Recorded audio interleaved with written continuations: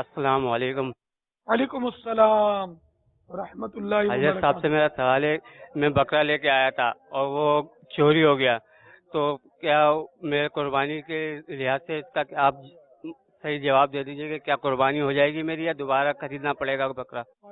بہار شریعت جلد سوم یعنی تیسری، صفحہ نمبر 342، مطبوعہ مکتبۃ المدینہ، مسئلہ نمبر 12۔ قربانی کا جانور مر گیا تو غنی پر لازم ہے کہ دوسرے جانور کی قربانی کرے۔ غنی مانے مالدار، اور یہاں غنی وہ کہ جس پر قربانی واجب ہوتی ہے۔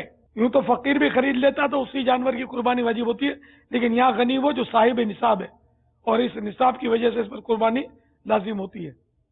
تو قربانی کا جانور مر گیا تو غنی پر لازم ہے کہ دوسرے جانور کی قربانی کرے، اور فقیر کے ذمے دوسرا جانور واجب نہیں۔